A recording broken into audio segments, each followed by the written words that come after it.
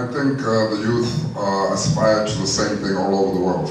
We're living in a new generation of social media, and unfortunately I feel that the youth are a little bit lost because everybody wants to become famous overnight.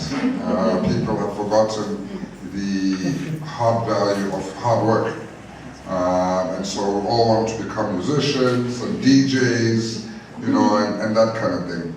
So it's not different to the kids here in France. Il y a beaucoup de jeunes de nos jours qui veulent s'enrichir très vite, ils veulent devenir célèbres très vite. Et que ma foi, il faut quand même encourager d'autres carrières, d'autres méthodes, mais ça n'arrive pas comme ça en fait, hein, il a dit overnight, donc ça n'arrive pas en 24 heures, il faut vraiment travailler, il y a beaucoup de programmes, il a mentionné le fait que le gouvernement sud-africain est très conscient de ce fait, et donc il y a beaucoup de programmes pour éduquer les jeunes, pour leur offrir des opportunités. Récemment en Afrique du Sud, il y a eu beaucoup de grèves d'étudiants. On a détruit une statue de... Was it De Boer, wasn't it, the statue?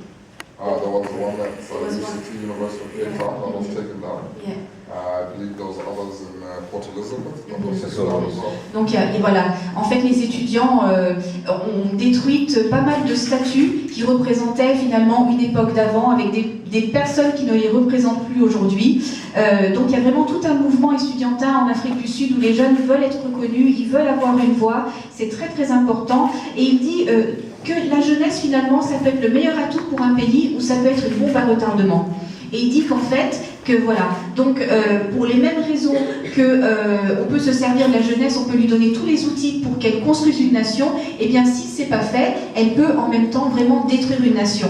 Donc elle dit qu'en Afrique du Sud, c'est le cas, mais on voit vraiment des mouvements de jeunes à travers l'Afrique. Il a mentionné notamment le fait, il a mentionné le Nigeria, qui est vraiment une économie qui est très très très très rapide avec plein de programmes pour les jeunes entrepreneurs. Et il dit donc, il faut prendre l'exemple du Nigeria et de ces jeunes Africains, il faut vraiment qu'on retienne ces jeunes Africains qui ont faim de réussite, qui veulent vraiment devenir les maîtres de leur avenir. Et il dit que c'est certainement le cas en Afrique du Sud. Voilà. Les vraies questions, c'est par exemple, qu'est-ce qu'on veut tirer de cette jeunesse? Dans quelle direction veut-on la pousser?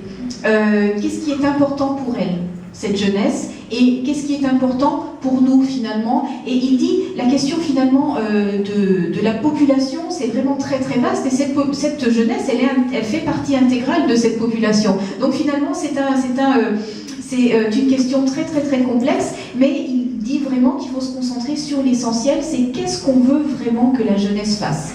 Donc à partir de ce moment-là, si la question est très claire, on peut commencer à avoir des réponses adéquates. Renouveler mes remerciements à Babna, toujours aussi discret, qui a beaucoup œuvré pour la réussite de ce moment-là, et je voulais vraiment le remercier. C'est un voisin de Lyon, puisqu'il est brontillan d'origine, maintenant il fait le tour du monde, il est aux États-Unis et dans de nombreux autres pays. Remercier également le centre social pour avoir l'amitié de nous accueillir ici, Monsieur le Président, et Marie-France Antonin également, qui a beaucoup contribué à la réussite de cet événement, et l'ensemble des bénévoles. Vraiment les remercier.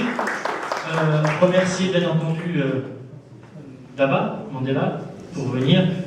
Je vais dire qu'une seule phrase, que la lumière de Mandela continue de briller et que Lyon prenne un peu sa part.